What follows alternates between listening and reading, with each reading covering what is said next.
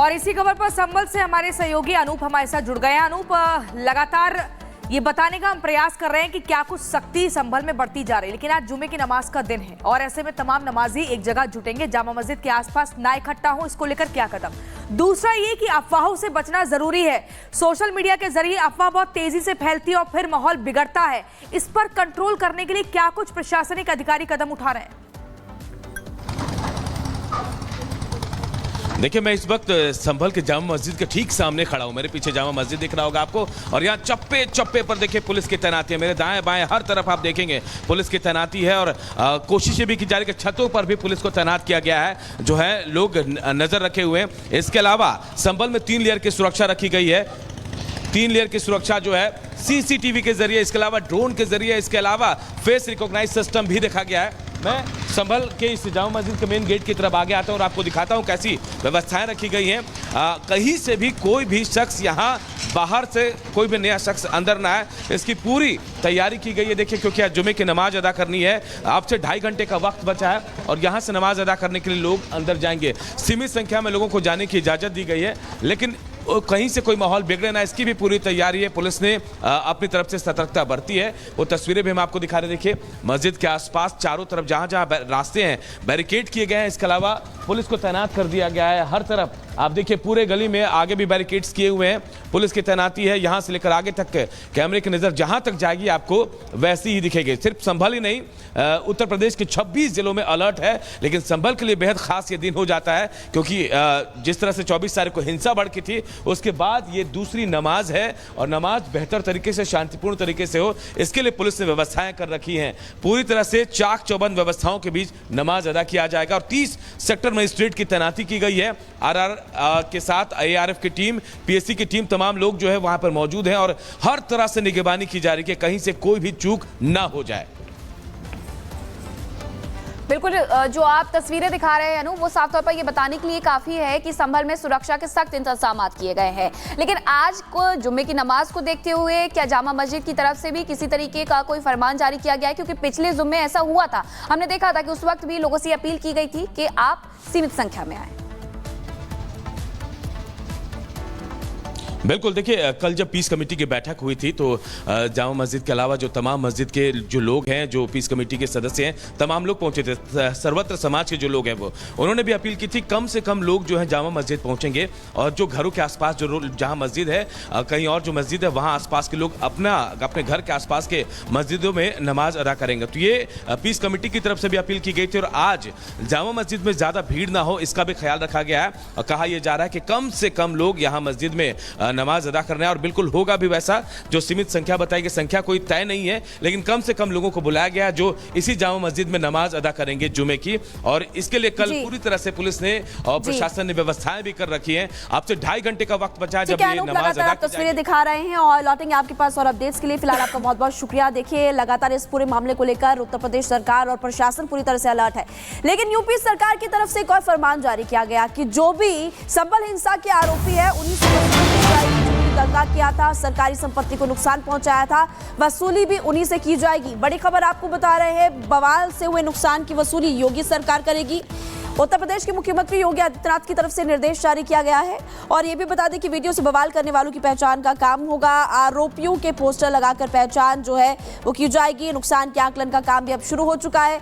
जो वीडियो में आपको लोग नजर आ रहे हैं, पहले तो कुछ लोगों की गिरफ्तारी हो चुकी है, उनसे पूछताछ की जाएगी और जो भी दंगा कर रहा है, सरकारी संपत्ति को नुकसान पहुंचा रहा है, वीडियो में नजर आ रहा है, अब वसूली भी उन्हीं आरोपियों से की जाएगी।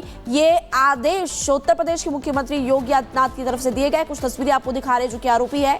400 लोगों की पहचान की गई है और एक एक करके जिन जिन लोगों ने सरकारी संपत्ति को नुकसान पहुंचाया, अब उनसे वसूली की तैयारी के आदेश उत्तर प्रदेश के CM की तरफ से दिए गए और लगातार पहचान भी की जा रही है।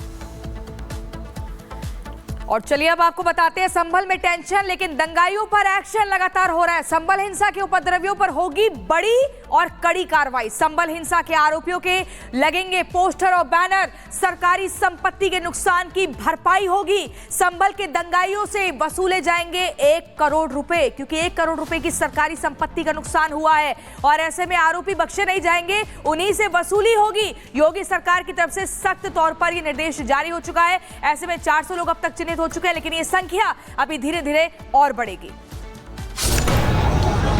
500 वर्ष पहले बाबर के एक सिपह सालार ने जो काम अयोध्या में किया था, जो काम संभल में किया था और जो काम आज बांग्लादेश के अंदर हो रहा है, तीनों का डीएनए एक जैसा है।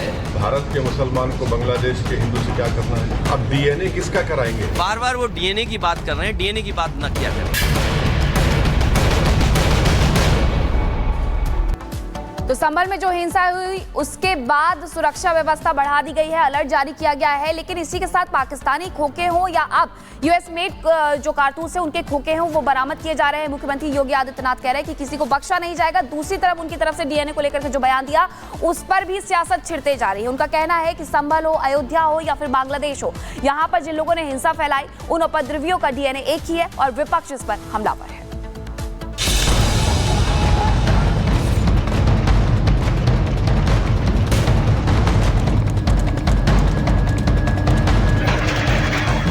आपने पब्लिक प्रॉपर्टी को आग लगाई है तो इस प्रॉपर्टी की भरपाई भी आप ही को करना पड़ेगा और उस प्रॉपर्टी की भरपाई उन्हीं लोगों से करने की तैयारी युद्ध स्तर पर प्रारंभ हुई है।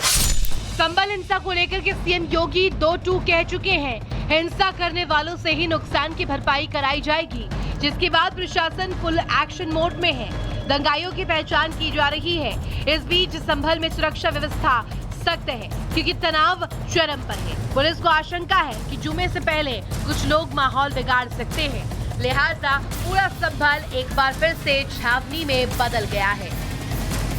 दुश्मन बगल के देश में किस प्रकार का कृत्य कर रहे हैं, याद रखना। किसी को अगर गलतफहमी हो, 500 वर्ष पहले बाबर के एक सिपह सालार ने जो काम अयोध्या में किया था, जो काम संभल में किया था और जो काम आज बांग्लादेश के अंदर हो रहा है, तीनों की प्रकृति, तीनों का डीएनए एक जैसा है।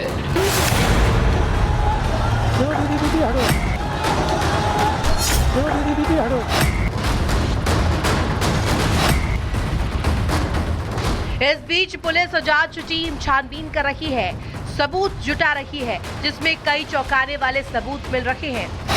पहले मेड इन पाकिस्तान कारतूस और खोखे मिले, तो अब मेड इन अमेरिका खोखे मिले हैं। गुरुवार की तलाशी में 7.65 के 2 फायर खोखे और 12 बोर के 2 फायर खोखे हैं, जिन पर मेड इन यूएस लिखा हुआ था। आखिरी तलाशी में पाकिस्तानी ऑर्डिनेंस फैक्ट्री से फायर किया हुआ एक खोखा भी मिला है। इन तलाशी में 10 कारतूस भी मिले हैं जो भारत में प्रतिबंधित है। 24 तारीख को जो हिंसा हुई थी उसमें 34 लोग अभी तक आइडेंटिफाई किए जा चुके हैं, जो लोग जेल जा चुके हैं।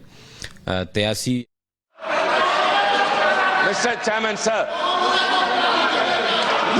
Mr. Chairman, sir. Sir,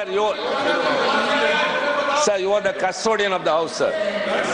Sir, we repose everything to you only. You have made an observation. We are all silent, sir.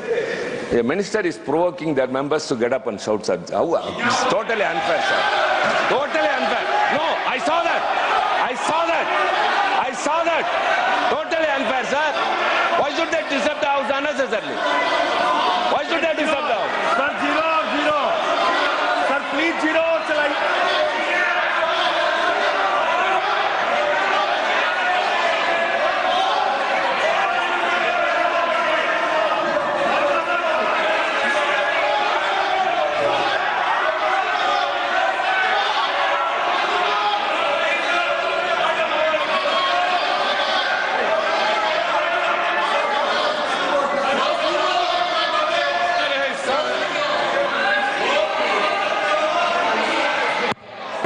Sir, you have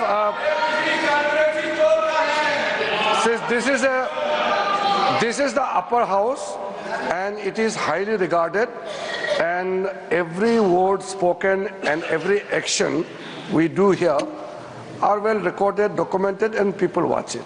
And you had in the very initial stage, you have observed correctly that as per the routine protocol checked, the anti-sabotage team check the seats just to wind up the proceedings and the house. During that procedure, the so-called the note was found. and the seat numbers were deciphered and the members also signed that day. You have mentioned it. But I don't understand why there should be objection that the chair should not take the name of the member. When? No, but then chairman has rightly pointed out the seat number and the member who occupies that particular seat number. What is wrong in that? Why there should be objection? And moreover, when the members have agitated, there is a reason. You can't just